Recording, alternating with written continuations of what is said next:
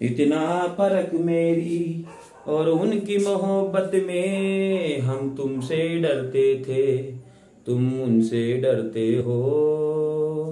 नमस्कार दोस्तों, स्वागत है आप सभी का विकास लेक्चर में। उम्मीद करता हूं आप और आपका परिवार रोजाना की तरह अच्छे होंगे और जबरदस्त तरीके से दोस्तों आप लोग अपनी पढ़ाई कर रहे होंगे। तो जैसे कि आप सभी को पता है, आज का जो मुख्य बिंदु है, जिस वजह से दोस्तों आपने इस वीडियो को प्ले किया है, तो बिल्कुल सही दोस्तों आप लोग पहुंचे हो कि आज की वीडियो में बात करेंगे अतिसंयुग्मन या फिर बंधहीन या फिर दोस्तों हाइपर कंजुगेशन। ठीक है, इनका मतलब दोस्तों एक ही होता है। ठीक है, आपको जो मैं यहाँ पर पॉइंट्स बताने वाला हूं, केवल आपको उसको समझना है। और दोस्तों निश्चित रूप से मैं कहता हूं कि आप लोगों के दिमाग में से ये क्वेश्चन दोस्तों कभी भी नहीं निकल पाएगा।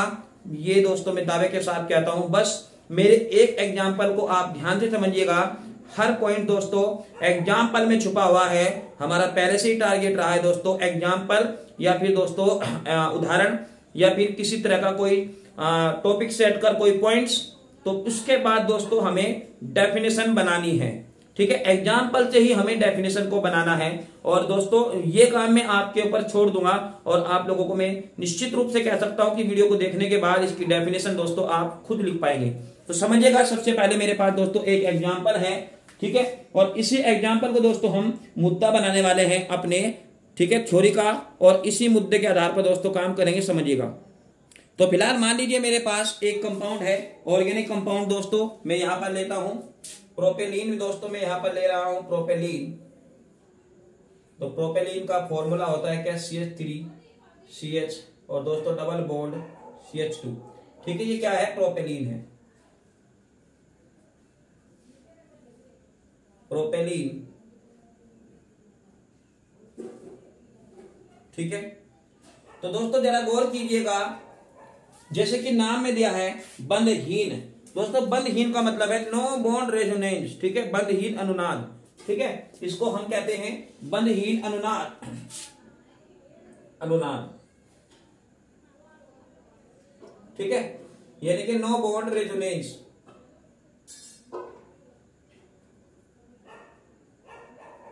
और जिन बच्चों ने अनुनाद के बारे में थोड़ा बहुत पढ़ा होगा तो निश्चित रूप से आपके माइंड में सेट हो जाएगा।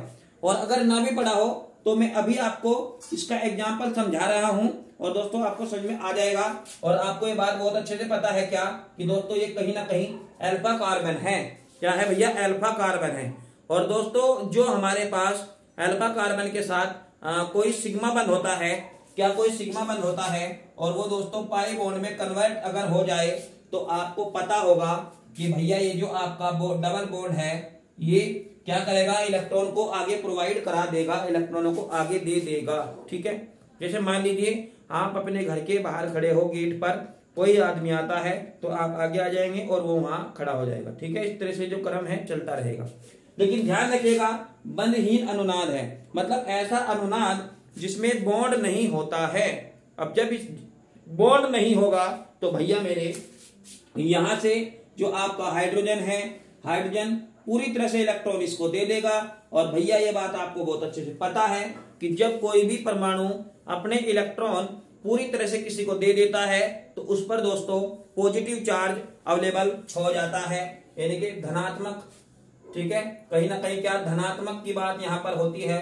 लेकिन ध्यान रखिएगा, इसके ऊपर पॉजिटिव चार्ज तो आ जाएगा, लेकिन ये अपनी जगह को नहीं छोड़कर जाने वाला है। ये अपनी जगह को छोड़कर नहीं जाएगा, मतलब परमाणु आपका यहीं रहेगा, आयन आपका यहीं रहेगा। ठीक है, जगह नहीं छोड़ने वाला है। मान लीजिए आप अपने रूम में बैठे हो, ठीक है, समझिएगा। ठीक है, और पापा ने आपको चाटा मार दिया है। ठीक है, तो पापा ने जैसे आपको चाटा मारा तो आप घर से नहीं भागिएगा। ठीक है, घर में ही रहिएगा, बस वहीं रहिएगा, लेकिन उस कमरे में आपको नहीं रहना है। ठीक है, बस डोरी जो है आपको तोड़ देना है, लेकिन अलग बैठे रहिए, कोई दिक्कत नहीं है। ठीक है, मतलब आपको जगह नहीं छोड़नी है, वहीं पे ही रहना है, लेकिन बॉन्ड में नहीं रहना, बिना बॉन्ड के रहना है। ठीक है, तो जैसे ही ये बॉन्ड पाई बॉन्ड अपना यहां जाएगा दोस्तों, तो ये डबल बॉन्ड हो जाएगा और ये CH। और दोस्तों आप समझ पा रहे होंगे कि जो इसका पाई बॉन्ड है वो इस कार्बन को अपने इलेक्ट्रॉन प्रोवाइड करा देगा, क्या तो वो अपने कार्बन को इलेक्ट्रॉन प्रोवाइड करा देगा। तो दोस्तों इसके ऊपर क्या आ जाएगा भैया, निगेटिव चार्ज जो है आ जाएगा। ठीक है, क्या समझिएगा, इसमें कुछ गड़बड़ हुआ है क्या, मतलब कार्बन को ही हमने और जो है, तो देखो ये समझिए जरा, स्टार्टिंग समझते हैं। हमारे पास एक हाइड्रोजन का अल्फा पाइप सिग्मा बॉन्ड है, सिग्मा बॉन्ड यहाँ गया, इसने डबल बॉन्ड बना दिया।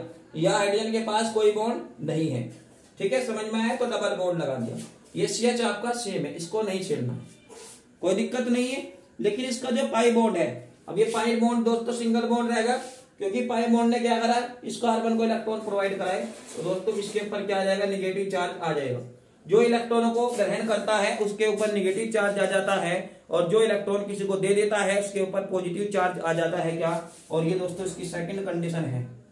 ये क्या है, इसकी सेकंड कंडीशन है। और अभी आप समझ पा रहे होंगे कि ये जरूरी नहीं है कि भैया, ये जरूरी नहीं है क्या कि यही इस इलेक्ट्रॉनों की बलि देगा, क्या ये भी तो दे सकता था, या फिर ये दे सकता था। आपकी जानकारी के लिए बता दूं, जब आपने रेजोनेंस पढ़ा था ना, तो रेजोनेंस में आपने क्या किया था, आप इलेक्ट्रॉन का बॉन्ड बनाते जा रहे थे, और जो बॉन्ड पहले से था उसका इलेक्ट्रॉन बनाते जा रहे थे। सब कुछ यूं चल रहा था, यूं बेंजीन में याद कीजिएगा, फिनोल में याद कीजिएगा, एनिलीन में याद कीजिएगा, क्लोरोबेंजीन में याद कीजिएगा। तो दोस्तों इसमें क्या था, दो इलेक्ट्रॉन बॉन्ड बनाते थे, और जो बॉन्ड था वो इलेक्ट्रॉनों में टूट जाते थे, इस तरीके से घूम रहा था। लेकिन सेम ऐसा ही है यहाँ पर भी। तो भैया जो आपका, ठीक है, क्या है, सिग्मा बॉन्ड है, ये सिग्मा बॉन्ड इलेक्ट्रॉन यहां प्रोवाइड करा देगा, डबल बॉन्ड हो जाएगा। हाइड्रोजन के पास इलेक्ट्रॉन जा रहे हैं, तो इसलिए इसके ऊपर पॉजिटिव चार्ज आ जाएगा। सही है, ये जो डबल बॉन्ड था इसका पाई बॉन्ड जो है कहां चला जाएगा, इस कार्बन के पास चला जाएगा। तो कार्बन के ऊपर क्या होगा भैया, मेरे इलेक्ट्रॉन बढ़ जाएंगे, क्या, ठीक है, तो कोई दिक्कत नहीं है। जब इलेक्ट्रॉन बढ़ जाएंगे तो उसके ऊपर क्या आ जाएगा, निगेटिव चार्ज आ जाएगा। ठीक है, तो कोई दिक्कत नहीं है। इसके बाद आप क्या करिएगा, समझिएगा, इसके बाद आपको जरा इतना बताना है कि जिस प्रकार आपने इस हाइड्रोजन से इलेक्ट्रॉन लिया था, तो क्या इससे भी ले सकते थे, क्या बताओ, बिल्कुल ले सकते थे। तो देखो अभी मैं इसको यूं बना रहा हूं, इसको मैं यूं बना रहा हूं भैया कि ये है आपका हाइड्रोजन, और ये क्या है, बिना बंध के है, ये CH double bond same CH2। ये क्या है, इसकी तीसरी कंडीशन है दोस्तों। क्या है, इसकी तीसरी कंडीशन है। ऐसे तीर का निशान लगाइएगा, इसके बाद इसको लिखिएगा। इसके बाद दोस्तों क्या इसकी चौथी कंडीशन भी आप दिखा सकते हो, क्या बताओ, इसकी चौथी कंडीशन दिखा सकते हो भैया। तो आप चौथी कंडीशन दिखाने के लिए इसको भी, इसकी भी हालत आप ऐसे ही कर सकते हो, मतलब इसकी हालत भी आप ऐसे ही कर सकते हो। कैसी, जो आपने इसके साथ दिखाया है, जो आपने इसके साथ दिखाया है, तो इस हाइड्रोजन को भी आप इसी तरह से दिखा सकते हो, ऐसे।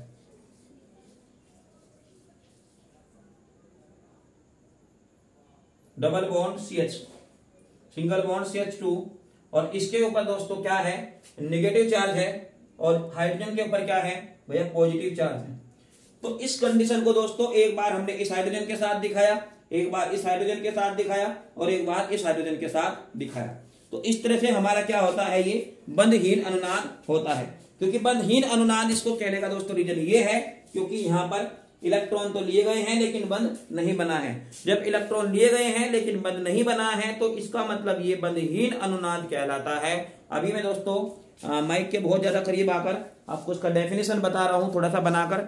आप लोग जो है मेरी बात को यहीं से सुनिएगा, और आप चाहे तो उसकी लिख सकते हो डेफिनेशन को, ठीक है, हेडिंग डालेगा अति संयुग्मन, ठीक है, मेरे साथ साथ लिखिएगा। क्या अति संयुग्मन आपने लिख लिया है तो डेफिनेशन लिखिएगा। यदि किसी यौगिक में, लिखिएगा, यदि किसी यौगिक में कार्बन और हाइड्रोजन, यदि किसी यौगिक में कार्बन और हाइड्रोजन के बीच बने बंध के, कार्बन और हाइड्रोजन के बीच बने बंध के सिग्मा इलेक्ट्रॉन, बने बंध के सिग्मा इलेक्ट्रॉन व यौगिक के पाई इलेक्ट्रॉन के बीच, व यौगिक के पाई इलेक्ट्रॉन के बीच संयुग्मन होता है, पाई इलेक्ट्रॉनों के बीच संयुग्मन होता है, तो इसे अति संयुग्मन या हाइपर कंजुगेशन या बंधहीन अनुनाद या नो बॉन्ड रेजोनेंस कहते हैं। ठीक है, तो मैंने जो है दोस्तों आपको डेफिनेशन सुनाया है, माइक के बहुत ज्यादा करीब आकर सेम स्ट्रक्चर को देखते हुए दोस्तों ये बोला है। कैसे बोला है कि जब कार्बन और हाइड्रोजन के सिग्मा बंध व, ठीक है समझ रहे हैं आप बात, व के बाद में यहां से मैंने बोला है व उसी यौगिक के पाई बॉन्ड अति संयुग्मन करते हैं या संयुग्मन करते हैं दोस्तों, तो इसी को दोस्तों हम क्या कहते हैं, हाइपर कंजुगेशन कहते हैं या फिर बंधहीन अनुनाद हम कहते हैं। ठीक है, जो यहाँ पर एग्जाम्पल में हुआ है दोस्तों, सभी बातें आपको अपने एग्जाम में जो है लिखनी होती है, चाहे आप फर्स्ट ईयर क्लास के स्टूडेंट्स हो या फिर आप बीटेक फर्स्ट ईयर के हो या आप पॉलिटेक्निक के सेकंड सेमेस्टर के हो जहाँ पर केमिस्ट्री अवेलेबल होता है, या फिर दोस्तों आप फार्मेसी के तीसरे सेमेस्टर के स्टूडेंट हो या फिर सिंगल बीएससी में आप अध्ययन कर रहे हो और उसके फर्स्ट सेमेस्टर में हो, या फिर दोस्तों आप ऑर्गेनिक केमिस्ट्री के लिए फार्मेसी वगैरह में हो। ठीक है, जीएनएम वीएनएम दोस्तों जहां जहां हमारा ऑर्गेनिक केमिस्ट्री आता है और जहां पर दोस्तों बॉन्ड वगैरह टूटते हैं, ठीक है, किसी भी तरह का हो, कोई मेडिकल हो, चाहे आप कोई भी कोर्स कर रहे हो, तो अगर आपको दोस्तों ये वीडियो जो है अच्छे से समझ में आ गया होगा तो आपने जो है इसको अपने नोट्स में जरूर लिखिएगा। और दोस्तों उम्मीद करता हूं, ठीक है, इसकी डेफिनेशन भी आपने जो मैंने अभी आपको जो है माइक के बहुत ज्यादा करीब जाकर बताई है लिख ली होगी। ठीक है, तो ये है आपका, आप चाहे तो दोस्तों इसका स्क्रीनशॉट ले सकते हो और जो मैंने आपको डेफिनेशन अभी बताई है, अगर आपको दोस्तों वो अच्छी लगी है, समझ में आई है, तो प्लीज मुझे कमेंट करके बताइए। अगर दोस्तों आपको किसी भी तरह कोई डाउट होगा इसको लेकर तो प्लीज आप मुझसे जरूर पूछेगा, वीडियो ज्यादा बड़ा ना हो जाए दोस्तों, इसलिए मैंने इसको जो है शॉर्ट माध्यम में आपको बताया है। तो दोस्तों ठीक है, अगली वीडियो में मुलाकात होगी किसी ऐसे ही अलग टॉपिक को लेकर।